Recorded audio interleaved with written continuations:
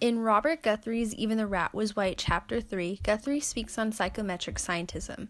Chapter 3 highlights the various forms of psychometric tests used to determine the IQ difference between different racial groups. However, the purpose of the various IQ mental testing was to prove that the Caucasian racial group was the most intellectual racial group. National Intelligence Test, Coleman's Anderson IQ Test, Peterson's Rational Learning, Pittner's Patterson Series, and the Good Enough Draw a Man test were born after the war. White culture. The purpose of the Ontario Indian IQ testing was to see if long exposure around white culture can make an individual smarter. Along with Black and Native American children, Mexican American children were also victimized to be racially inferior. Due to being seen as racially inferior, Mexican American children were IQ tested to prove the expectation that all children should have had the same cultural experience. This led to the international group mental test. Beatrice Blackwood tested on 413 Native Americans and 200 Mexican Americans to determine if any differences existed between the two populations. Results showed that no significant differences were found between the two groups. Results concluded that there were no significant IQ differences between Native Americans and Mexican American populations. In theory, the mulatto hypothesis was born. The mulatto hypothesis had two perspectives. One held that people with racially mixed ethnicities were inferior to those of pure unmixed backgrounds. The second perspective explained how racially mixed people are superior to those of pure background. The mulatto hypothesis, two contradicting perspectives, connect all of IQ tests used throughout this chapter. The whole purpose was to see which racial background made you more superior in society.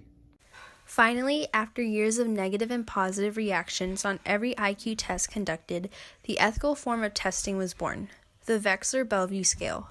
The Wechsler-Bellevue scale was a test that combined Binet, performance-type items for ability assessments, and a pattern of scores as a guide for other clinical purposes. This scale eliminated the colors versus whites factor to every intelligence test. This scale removed biased opinionated testing on the Black community.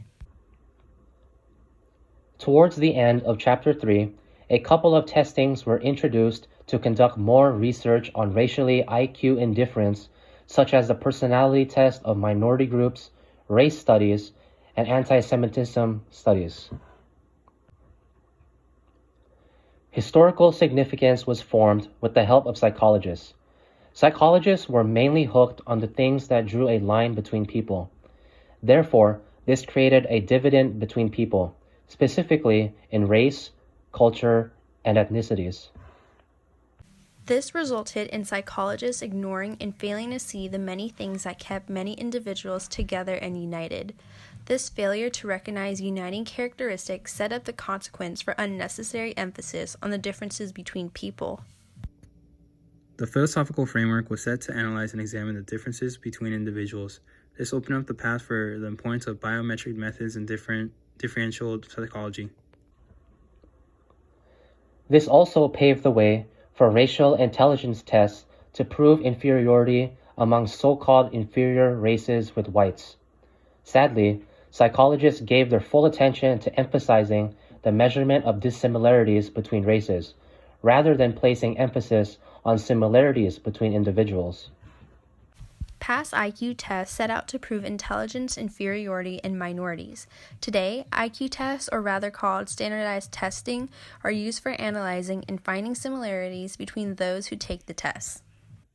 IQ tests or standardized testing are not to prove inferior intelligence, but rather they are showing intelligent growth over time and also compare how others are doing based off the person's test results. Examples of these tests include Iowa Every Pupil Test, or also known as Iowa testing or ITBS testing. More relevant tests include Scholastic Aptitude Test, known as the SAT, and American College Testing, known as the ACT. Other relevant tests today include personality or characteristic tests such as the MBTI, Myers-Briggs Type Indicator, self-report inventories, and the 16 personalities test. Race studies and comparisons between races, cultures, and ethnicities allow others to learn about similarities and differences between individuals without placing or seeing others as inferior.